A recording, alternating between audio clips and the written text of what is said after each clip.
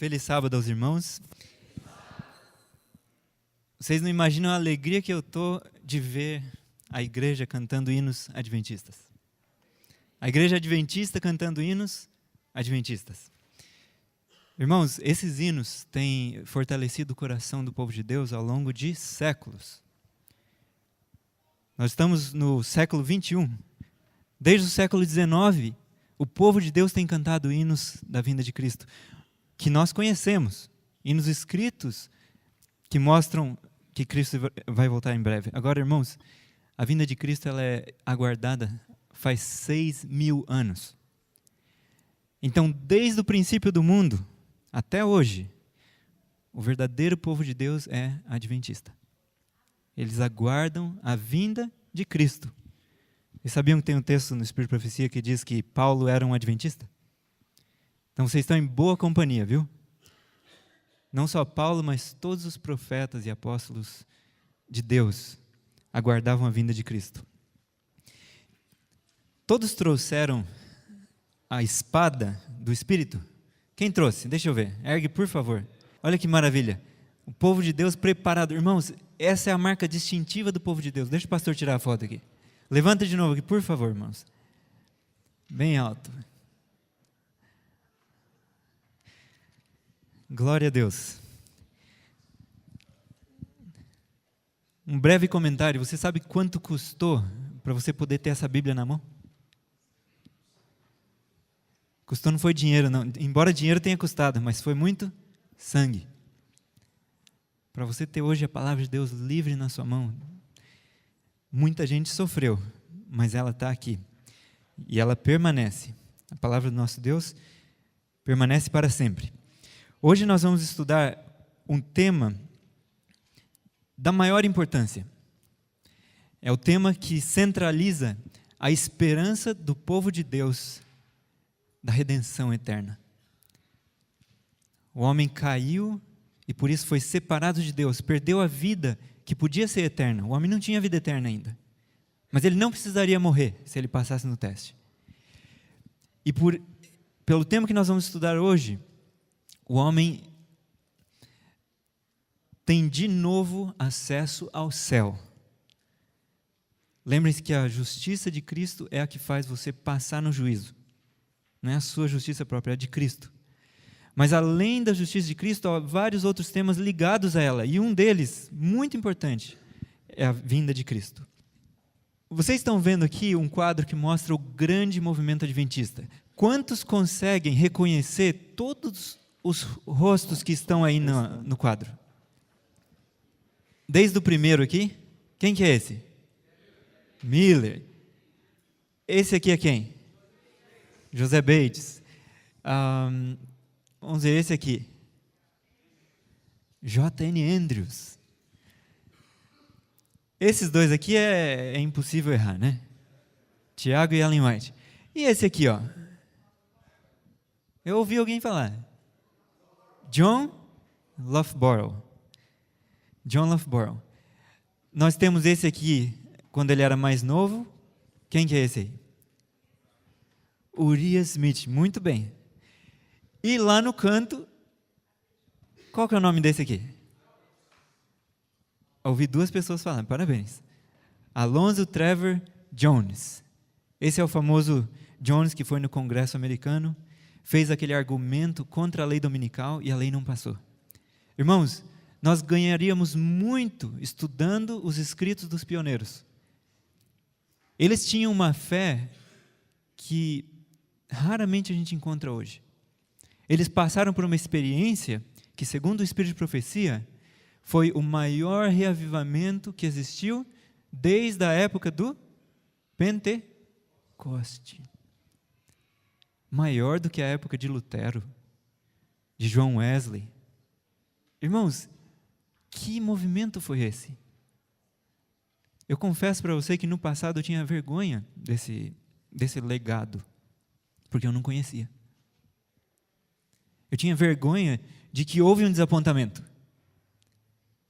Sabe qual que era a minha resposta?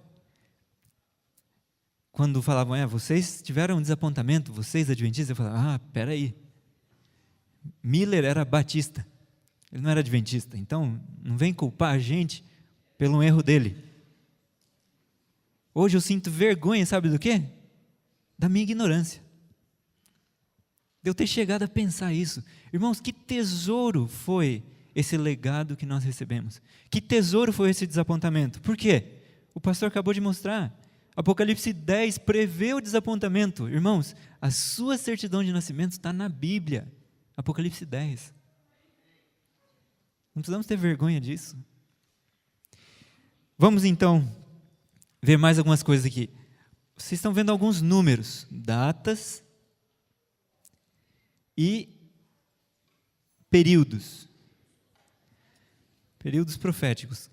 Quantos de vocês são familiarizados com essas datas? Deixa eu ver as mãos. Estou vendo algumas mãos. Você saberia explicar os períodos proféticos? Sim ou não? Vi menos mãos agora. Agora, a próxima pergunta, que é mais relevante ainda. Isso é importante? E se é importante, por que a gente não está sabendo? Eu não estou tentando fazer você ficar triste, nem eu. Mas, irmãos, é para a gente pensar. Se é importante, por que não pôr antes de outras coisas que não são tão importantes? Por que não desligar a TV e estudar a Bíblia? Parece estranho?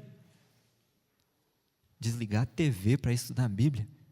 Para o mundo, chega à beira da maluquice. Que tal desligar o jogo? Sai no meio do jogo e fala, não quero nem assistir isso. Vou estudar a Bíblia, porque isso vai contar para a minha salvação eterna. Que tal? Não seria ótimo? Vamos fazer isso, irmãos. Vamos estudar. Eu vou passar brevemente, nós temos tempo limitado, é lógico. Esse material dá para estudar muito mais do que 1 ou 2 sermões, mas dá para resumir ele. Então eu quero incentivar vocês a pegarem os materiais e estudarem por si mesmos. Vocês vão receber ali fora, no stand, tem pelo menos um dos materiais para todo mundo, que vai ser a linha do tempo dos pioneiros, 27 pioneiros. Quando eles nasceram, quando morreram, o principal papel deles, e se eles eram parte dos mileritas ou se não eram. Então, peguem ali fora, tá? Está no stand. Também tem alguns outros materiais importantes que vocês vão ver ali. Todos vão ser gratuitos, os papéis, tá? Vão ser folhas de papel que vocês podem estudar. Além disso, tem materiais que você pode ouvir.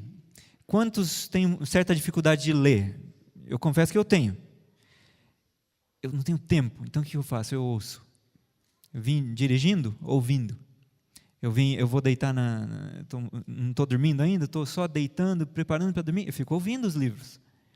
Ontem mesmo eu estava ouvindo O Grande Conflito. Que bênção esse livro, irmãos. Que tesouro isso aqui. Você sabia que Satanás tentou matar a irmã White após a visão do Grande Conflito? Sabia disso? Ele sabia que a visão ia ser tão reveladora que ele tentou destruir ela antes dela poder escrever. Então, será que nós não devemos valorizar esse livro? Vamos lá. Jesus fez uma promessa a nós. E a promessa é: virei outra vez. Eu estou indo, mas eu volto. E quando eu voltar, eu espero que você esteja vigiando. Ele fez uma promessa. Deus não pode mentir. Se Ele disse que Ele vai fazer isso, irmãos, Ele vai fazer, e você pode confiar até a morte. Se for preciso, não tem problema. Muitos cristãos confiaram até a morte. E Jesus diz: ser fiel até a morte, e o quê? E dar-te a coroa da vida. Então não tenha medo de morrer. Você tem que ter medo de não estar salvo. Não precisa ter medo de morrer. É fácil falar agora. Tudo bem, é verdade. A irmã diz que os mártires não tinham a coragem, senão até a hora do evento. Eles recebiam coragem extra. Mas alguma medida de coragem todos nós devemos ter. Senão não chegaríamos até o momento ali. Certo? Então Jesus prometeu: eu vou voltar para pegar vocês e levar comigo. Essa cena, uma representação artística da vinda de Cristo, deve estar na nossa mente, deve mover o cristão, deve ser aquilo que nos faz levantar felizes. Hoje eu vou trabalhar para que o meu Senhor apresse a sua vinda. É diferente de pensar, hoje eu vou trabalhar para eu conseguir mais um carro, ou pagar as contas. Isso é tudo importante. Mas qual a motivação principal do cristão?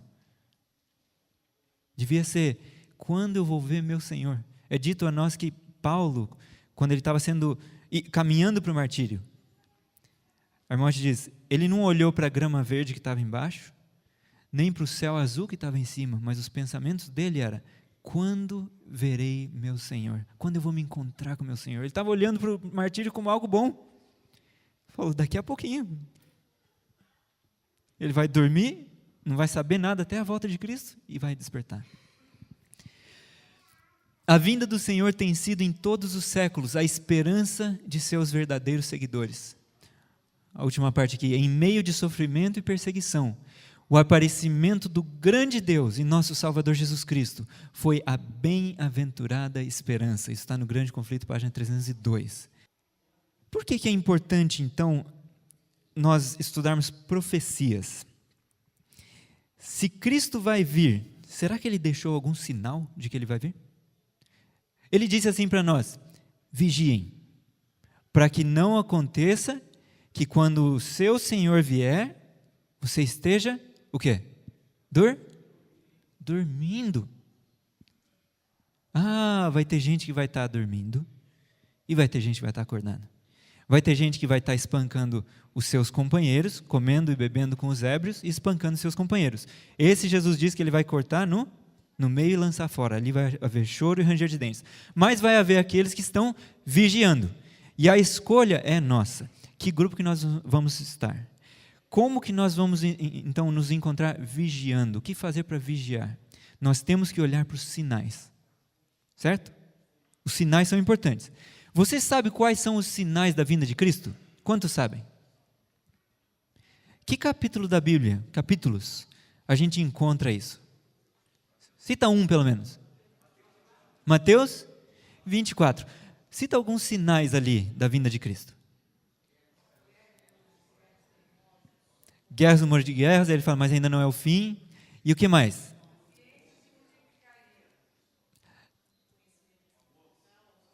O amor se esfriaria. E que sinais, assim, palpáveis, né? Que seriam vistos, você pode ver e falar, aquilo ali aconteceu ali. Queda das estrelas, escurecimento do sol e da lua, e depois, na verdade, na ordem inversa, né? E depois aconteceria o quê? Apareceria no céu o sinal do Filho do Homem, vindo nas nuvens do céu com poder e muita glória. Então, irmãos, isso é Mateus 24. Abre lá rapidinho Mateus 24, porque a gente vai ver uma coisa interessante na história. Mateus 24, olha no verso 21. Todos encontramos? Mateus capítulo 24, verso 21. Jesus descrevendo a sequência de eventos que aconteceriam. Ele mistura a destruição de Jerusalém com o fim do mundo. Destruição de Jerusalém com o fim do mundo. Ele faz isso de propósito. A irmã White diz que senão os discípulos desfaleceriam.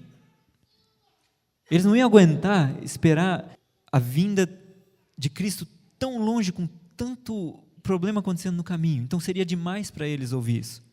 E Jesus mistura, na sabedoria de Deus, ele mistura as duas coisas. E ele diz no verso 21, porque nesse tempo haverá grande tribulação, como desde o princípio do mundo até agora não tem havido, nem jamais haverá. Então, ia haver uma grande tribulação.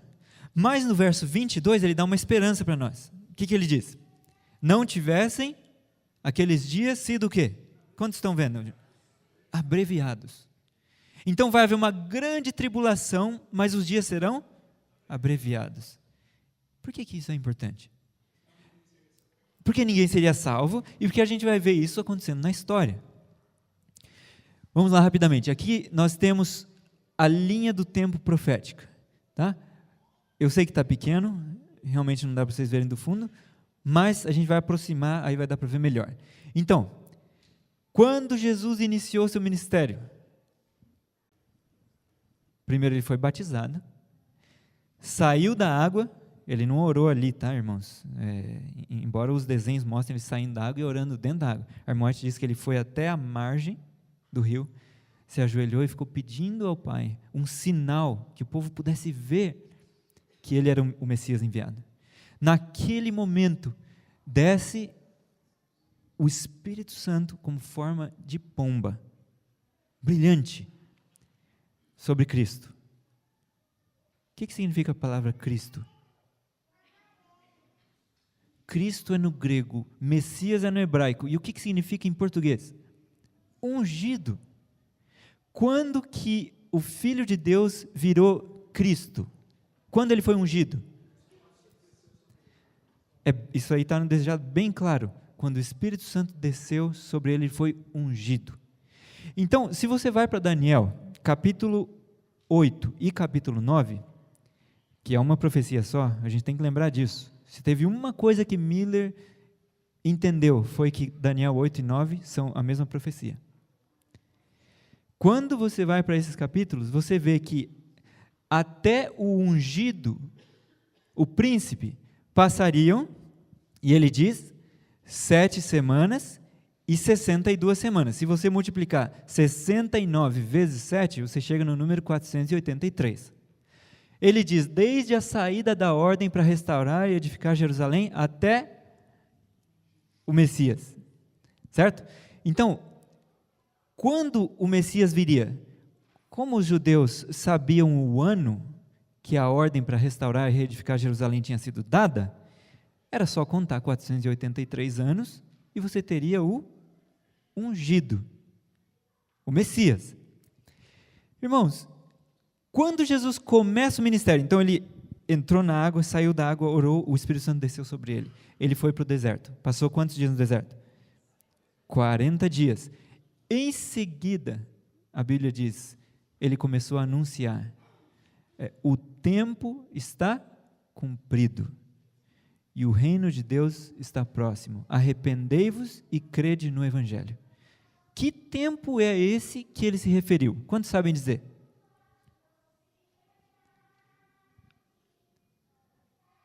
A gente acabou de dizer. Que tempo é esse que ele se referiu? O tempo está cumprido. Que tempo estava cumprido? As 69 semanas, certo? 7 semanas mais 62 semanas. Jesus falou, o tempo está cumprido. Acabou de acontecer o batismo. O Messias foi ungido. Essa parte foi cumprida da profecia. O reino de Deus está próximo. Arrependei-vos e crede no Evangelho.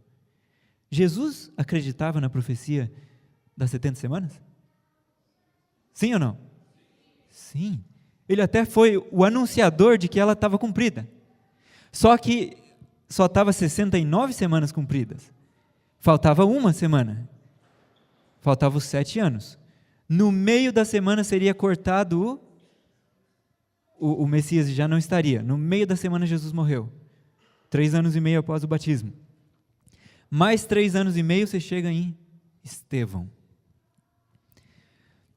Lembra que quando Gabriel anunciou para Daniel sobre as 70 semanas, ele diz assim, 70 semanas estão separadas ou determinadas, mas a palavra é cortadas. 70 semanas estão cortadas do bolo maior, então você tem um bolo grande, uma parte está cortada, sobre o teu povo. Quem que era o povo de Daniel? Os judeus. 70 semanas ou 490 anos era só para o povo judeu. Quando os judeus mataram Estevão, a parte especial que os judeus cumpriam terminou. Eles não eram mais o povo peculiar de Deus. Não é que eles não podem ser povo de Deus, tá? Qualquer um pode fazer parte do povo de Deus. Mas a missão, a peculiaridade de povo de Deus foi encerrada nos judeus. E ali passou então para os gentios. Quem quiser pode fazer parte do povo peculiar de Deus. E Deus tem um chamado hoje para nós. Os adventistas foram cortados da pedreira da terra pela grande talhadeira da verdade. Quantos lembram dessa frase, Ellen White? A grande talhadeira da verdade cortou os adventistas da pedreira da terra. A eles foi confiado o mais precioso, o mais profundo, o rico tesouro de verdade. Ai de nós, irmãos, se não vivermos à altura da verdade. E eu digo para vocês isso porque eu sou um pecador, eu preciso da graça de Cristo. E ai de nós, se a gente não viver à altura do que Deus fala, da verdade que nós recebemos. Então Jesus confiava na profecia das 70 semanas, só que elas são uma parte de uma profecia maior, os 2.300 anos. Nós temos que ir aqui mais rápido. A profecia não somente prediz a maneira e o objetivo da vinda de Cristo, mas apresenta também os sinais. Jesus falou, vigiem, mas ele não falou só vigiem, olhe o tempo. Ele falou, não, tem algumas coisas que vão acontecer, e você vai poder ver que eu estou próximo de voltar. Quais são esses sinais? A gente já mencionou ali, tá? Grande Conflito 304, ela diz, o profeta do Apocalipse, assim descreve o primeiro dos sinais que precedem o segundo advento. Qual que é a descrição? Houve um grande terremoto, e o sol tornou-se negro como saco de silício, e a lua tornou-se como sangue. Então, esse primeiro sinal, irmãos, eu vou até ler aqui no Grande Conflito, que é bem interessante. Ela diz aqui, ó, em cumprimento dessa profecia, eu estou na página 304 ainda, tá? É o parágrafo seguinte a esse. Ocorreu no ano 1755 o mais terrível terremoto que já se registrou. O mais terrível, não foi só um terremotinho. Embora geralmente conhecido por terremoto de Lisboa, estendeu-se pela maior parte da Europa, África e América do Norte. Foi sentido na Groenlândia, nas Índias Ocidentais, na Ilha de Madeira, na Noruega e Suécia, Grã-Bretanha e Irlanda. Abrangeu uma extensão de mais de 10 milhões de quilômetros quadrados. Na África, o choque foi quase tão violento como na Europa. Grande parte da Argélia foi destruída, e a pequena distância de Marrocos foi tragada uma aldeia de 8 ou 10 mil habitantes. Uma vasta onda varreu a costa da Espanha e da África, submergindo cidades e causando grande destruição. Vocês sabiam que foi tão terrível esse terremoto? Foi um dos sinais de que Cristo estava próximo de voltar. Que ano foi? 1755. Lembra disso? 1755. A gente vai ver na linha do tempo aqui. O primeiro cumprimento profético, terremoto de Lisboa. Só que Jesus disse que haveria outras coisas. O escurecimento do sol. Na mesma sequência, a lua ficaria vermelha como sangue. E depois disso haveria a queda das estrelas. Quando então houve esse escurecimento do sol? Está escrito ali, dia 19 de maio de 1780. E como foi esse escurecimento? Ela diz aqui, 25 anos mais tarde do terremoto, apareceu o sinal seguinte mencionado na profecia, o escurecimento do sol e da lua. O que tornou isso mais surpreendente foi o fato de que o tempo de seu cumprimento fora definitivamente indicado. Na palestra do Salvador com seus discípulos, no Monte das Oliveiras, depois de descrever o longo período de provação da igreja, qual foi esse período de provação da igreja? Longo período, vocês lembram? Os 1260 anos que aconteceram na Idade das Trevas. Hoje diz que não pode mais falar Idade das Trevas. Sabe por quê? Eu vou falar para você por quê. Porque o papel, uma característica do papado é pôr os seus representantes como professores das principais universidades. De lá eles conseguem falar para as pessoas o que elas podem fazer e o que elas não podem fazer, não é verdade? Mas uma coisa eu posso fazer, dizer que foi a era das trevas espirituais, isso aí ninguém pode dizer que não é. Trevas espirituais, irmãos. 1260 anos. Imagina a Bíblia ser acorrentada. Imagina você ser preso e morto e queimado vivo, se você tivesse uma Bíblia em casa. Ser lançado nos calabouços, lugares escuros, sem comida, torturado, por ter a palavra de Deus. Por isso que eu perguntei, quantos sabem quanto custou essa palavra de Deus? Eu não sei quanto custou, eu sei que custou muito. Mas na eternidade a gente vai saber quanto realmente custou. Então, logo antes, vocês lembram que eu mencionei que os dias seriam abreviados? Lembram disso? Jesus falou, vai ter uma grande tribulação, mas vai ser abreviado um pouco. Essa grande tribulação são os 1260 dias, que começaram, deixa eu ver se eu ponho aqui, no ano 538, e terminaram no ano 1798. Vocês estão vendo aqui? 1260 anos? Essa profecia tem que ver com 3 profecias da Bíblia, ou 3 períodos. 1260 anos, 42 meses, e tempos e metade de um tempo. Todos esses 3 representam um período só, que são os 1260 anos de supremacia papal. Fez sentido, certo? Se tivesse durado a perseguição até o ano 1798, Jesus falou, ninguém se salvaria. Você lembra disso? Não tivessem aqueles dias sido abreviados e ninguém se salvaria. Então, Deus teve que trazer um pouco para trás, para antes, o término da perseguição. Veja, perseguição não é o mesmo que os 1260 anos, tá? Então, ela diz assim, Jesus fixou o tempo em que o primeiro sinal devia ser testemunhado. Aí ela diz assim, naqueles dias, depois daquela tribulação, o sol se escurecerá e a lua não dará sua luz. Os 1260 dias ou anos terminaram de fato em 1798. Um quarto de século antes, a perseguição tinha cessado quase inteiramente.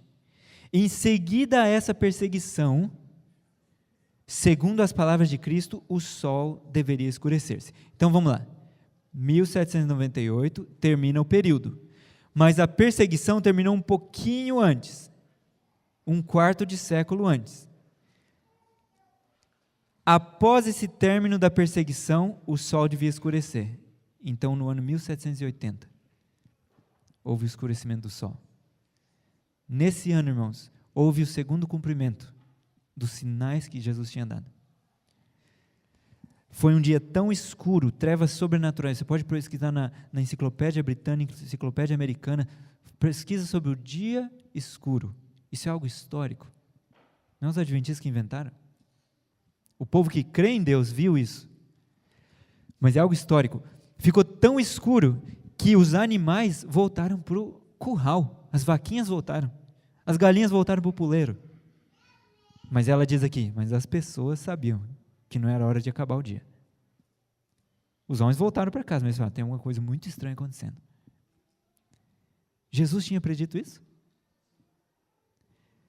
E naquela noite a lua ficou vermelha como sangue. Então esse segundo dos sinais aconteceu.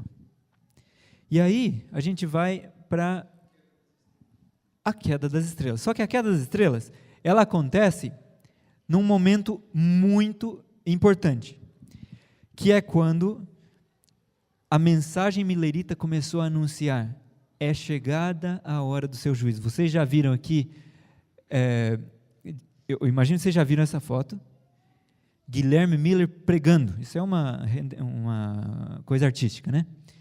Pregando, falando, temei a Deus e dai-lhe glória, pois é chegada a hora do seu juízo. Junto com essa mensagem, veio a segunda mensagem angélica, depois a terceira mensagem. Irmãos, nós temos muito pouco tempo, então eu vou passar isso aqui vai ser algo que vocês precisam estudar, tá? Com mais tempo, pela graça de Deus. E aí, quando Miller estava pregando, aconteceu o terceiro sinal. Qual foi o terceiro sinal? A queda das estrelas. Você imagina o poder que isso deu para a mensagem milerita? Eles estavam pregando, Cristo vai voltar.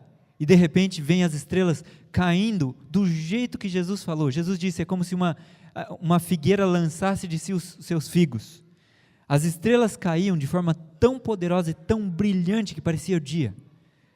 Teve gente que ficou com medo de acabar, do céu inteiro desabar. Teve um que falou assim, ó, eu mantive meus olhos na estrela da manhã, porque enquanto aquela não caísse, eu pensei, acho que a gente está seguro. Você consegue ver o medo nas entrelinhas do que ele está falando? Com medo, de verdade.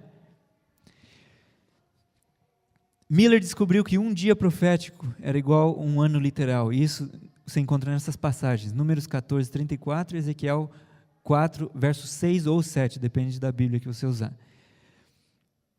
E aí vocês têm algumas profecias.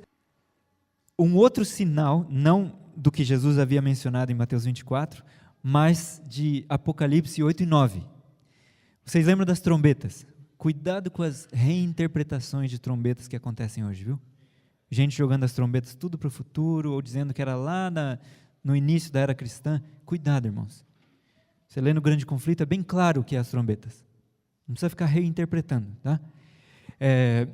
Então, na sexta trombeta, você tem esse verso aqui, ó. Foram então soltos os 4 anjos que se achavam preparados para, e aqui a tradução foi a hora, o dia, o mês e o ano, mas a tradução correta seria 1 hora, 1 dia, 1 mês e 1 ano. Se você calcula isso em tempos proféticos, você chega a um número, 391 anos e 15 dias. Josias Litt, usando o método que Miller tinha estabelecido de um dia vale um ano, um dia profético vale um ano literal, chegou a essa data aqui, ó, dia 11 de agosto de 1840, e ele falou, o Império Otomano vai cair nesse dia, e ele pôs no jornal. Você teria coragem de fazer isso? Ele pôs no jornal. E, por incrível que pareça, no mesmo dia, o evento predito aconteceu. E isso deu um poder para a pregação milerita. Eles estavam cantando hinos que Joshua Himes havia compilado. Ou seja, esses hinos que a gente cantou hoje, quantos estavam aqui no começo? Não parece estar na presença dos anjos de Deus? Esses hinos, irmãos, estavam nesse cenário, vários deles estavam nesse cenário. A harpa milenial, 1843. Esses são hinos adventistas. Eles falam sobre o advento de Cristo. Nós vamos cantar agora um desses hinos que estava nesse cenário. É o hino 334. Sou peregrino e forasteiro. Irmãos, cante com o coração. Tente visualizar a congregação milerita, os adventistas, Ellen White novinha, Tiago White pregando, José Bates lá. Tente visualizar isso e cantar com o coração. E que a esperança da vinda de Cristo seja o que te motiva no seu dia a dia. E que você estude mais. Pela graça de Deus, estude o grande conflito, estude as profecias. Porque nós queremos ser encontrados por Cristo vigiando naquele dia. Amém?